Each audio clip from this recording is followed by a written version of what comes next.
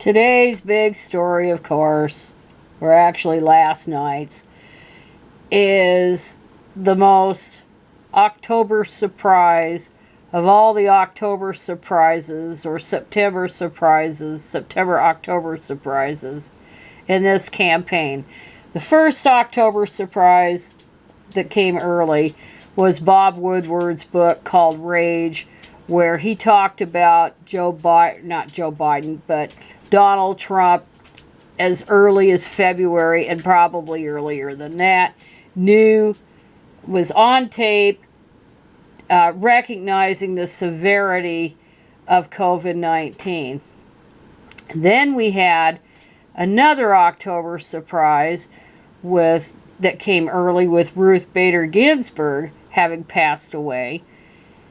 And then we had another October surprise, which came even later in September, with Trump having dodged his taxes and questions about who he owes all this money to. And now, despite him calling this thing nothing worse than the flu publicly, and mocking Joe Biden during Tuesday's disastrous debate about Biden wearing a mask all the time, now we find out that Trump has minor symptoms, supposedly, of COVID-19, as well as Melania. And of course, news reports have it that Hope Hicks is very, very sick with COVID-19, and she was on Air Force One with him, I think, on Tuesday, so right before the debate, and exposed everybody on that plane to the illness. So, anyway, a number of members of Donald Trump's family ignored the recommendations, or the requirements, probably recommendations, about wearing a mask. This is a picture of the Trump family at Tuesday's debate in Cleveland. So note it looks like one is that, I don't know who that is. I guess that's Melania. Yeah. And she actually is wearing a mask, but the rest of the family's not wearing a mask. And who knows if he exposed Joseph Biden to it. And apparently, reports have it that he's being tested for COVID as well, to make sure that he wasn't exposed, because Trump just was spewing all kinds of stuff, as we know.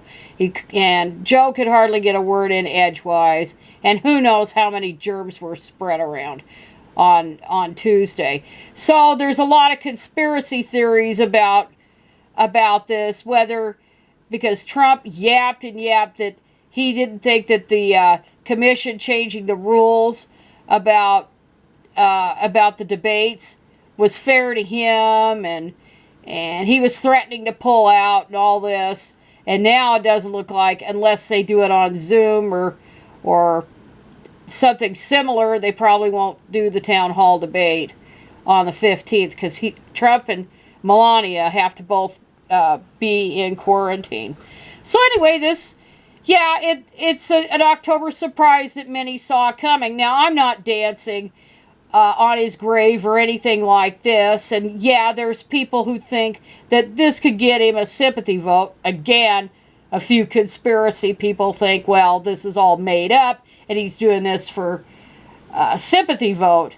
But I doubt that. And I mean, people aren't going to switch their votes to him just because he got sick. But it's bad news for him because of his age, because he's a man, and because of any underlying health issues. So it's not a good thing for him to have.